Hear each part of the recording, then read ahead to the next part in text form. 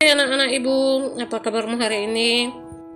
Ibu harap dalam keadaan baik. Hari ini kita akan melanjutkan materi kita pada minggu yang lalu, dan kita akan masuk pada materi berikutnya, yaitu materi kegiatan distribusi. Pada minggu yang lalu, Ibu sudah menjabarkan apa yang dimaksud dengan kegiatan produksi, kemudian hal-hal yang berkaitan dengan kegiatan produksi, dan kemudian Ibu sudah menjabarkan data-data terbaru kegiatan produksi yang dilakukan antar wilayah. Untuk hari ini kita akan masuk pada materi yang kedua, yaitu kegiatan distribusi. Simak terus ya nak, perhatikan dengan seksama supaya kamu pahami. Oke, sebelum kita mempelajari apa yang dimaksud dengan distribusi, Ibu ingin kamu coba mengingat apakah kamu pernah membeli sesuatu barang di pasar ataupun membeli sesuatu di Indomaret ataupun supermarket yang lainnya. Ketika kamu membeli barang tersebut, kegiatan apa ya yang kamu lakukan? Ya, betul nak. Kegiatan yang kita lakukan di situ adalah kegiatan mengkonsumsi. Namun, ketika barang yang kita peroleh berada di tangan kita, maka kegiatan yang sudah kita terima itu adalah hasil pencapaian dari kegiatan distribusi. Kemudian, kalau kita tarik kesimpulan, apakah yang dimaksud dengan distribusi itu? Distribusi adalah kegiatan penyaluran barang atau jasa dari produsen ataupun konsumen. Nah, untuk mempelajari tentang kegiatan distribusi ini, tetap konsentrasi anak ya. Kegiatan distribusi itu sendiri kita artikan sebagai kegiatan dalam menyampaikan atau menyalurkan barang atau jasa dari produsen ke konsumen. Barang jasa ini akan bermanfaat bagi manusia jika distribusinya berjalan dengan lancar, karena konsumen lebih gampang untuk memperoleh atau membeli barang dan jasa yang dibutuhkan, sehingga barang dan jasa itu pada akhirnya bisa digunakan atau dimanfaatkan oleh manusia. Nah, kita akan masuk pada tujuan daripada distribusi. Pertama, distribusi menyampaikan barang jasa produsen ke konsumen, kemudian mempercepat prosesnya, kemudian tercapainya pemerataan produksi, menjaga keseimbangan produksi, menjaga kualitas dan meningkatkan nilainya.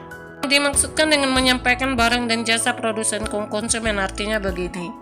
Barang yang ada yang dihasilkan oleh produsen itu dicapai ke tangan konsumen melalui adanya kegiatan distribusi. Kemudian dikatakan mempercepat sampainya hasil produksi kepada konsumen dilihat dari proses distribusi itu apakah berjalan dengan cepat atau lambat.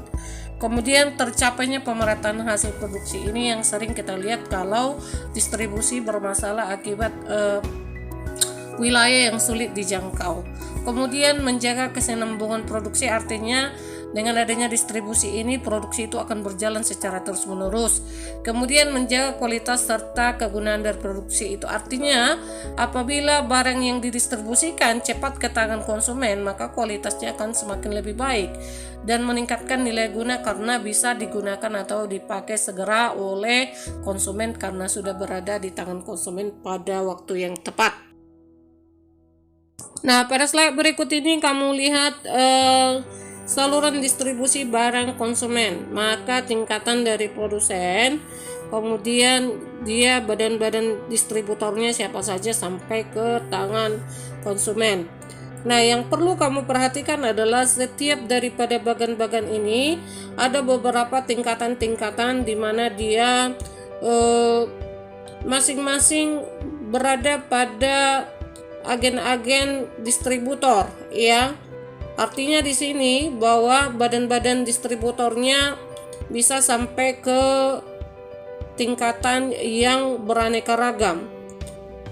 Tapi kita bisa menarik kesimpulan apabila harga suatu barang dan jasa itu mengalami peningkatan atau harganya semakin lebih tinggi apabila kita lihat distributor yang dicapai itu mencapai tingkatan yang tinggi atau banyak. Nah, kamu lihat pada slide ini ada level 1, 2, 3, 4, dan 5. Pada gambar terakhir di gambar kelima ada dia dari tangan produsen ke agen, pedagang besar, pengecer, kemudian ke konsumen. Nah, ini bisa mengakibatkan harga itu jauh lebih tinggi di tingkatan yang di posisi kelima dibandingkan posisi yang pertama.